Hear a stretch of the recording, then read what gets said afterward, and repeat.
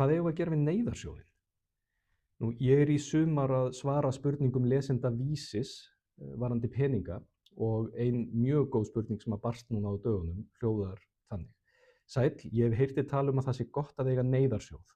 Þá þurfi maður ekki að taka yfirdrátt ef eitthvað kemur upp á. Ef ég skýt inn í, mjög vel orðað, vegna þess að það er akkúrat ástæðan fyrir því að við eigum neyðarsjóð til þess að við þurfum ekki að taka rándýr neyslulán, heldur björgum okkur með því að eiga okkar eigin banka og þar tökum við lán. Og áfram heldur hún, nú ef ég lendi í því nokkrum sinnum að eyða þessum neyðarsjóði í hálfgerða vitleysu. Hvar á ég að geyma þennan sparnað svo ég freistist ekki til að nota hann?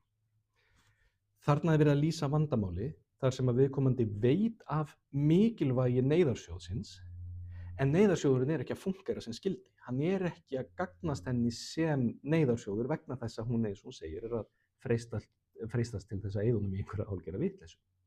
Mig langar að koma með eina hugmynd af því sem hægt er að gera. Ef þetta er vandamál hjá þér, prófaðu að opna reikning í öðru fjármálafyrirtæki en þú ert nú þegar í viðskiptum við.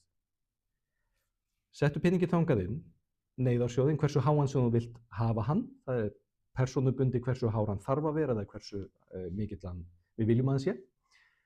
Svo getur þú nefnt reikninginn, þannig að þú setur bara nafnið á hann, neyðarsjóður.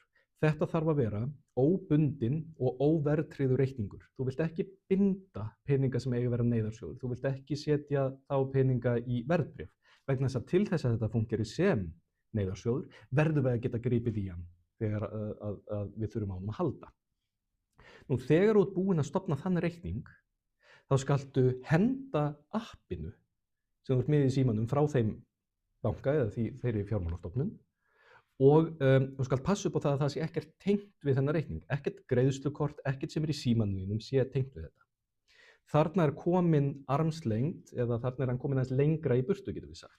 Það þýðir að ef eitthvað klikkar hjá þér, ef þú veikist á ferðalagi, ef að mánaðamótin gangi ekki alveg upp og þú hefur ekki sparnað fyrir einhverjum áföllum sem þú verður fyrir, þá er þetta laust hvenær sem er, en það er pínulítið vesen að ná í peningin og það getur verið bara nóg til þess að redda þér. Þú þarft þá að sækja appið, þú þarft að fara í gegnum auðkenninguna, þú þarft að sækja peningin þangað. Þú getur það, en þú stendur ekki í búðinni í Smáralind og kaupir þér úlpu fyrir neyðarsjóð. Prófaðu þetta.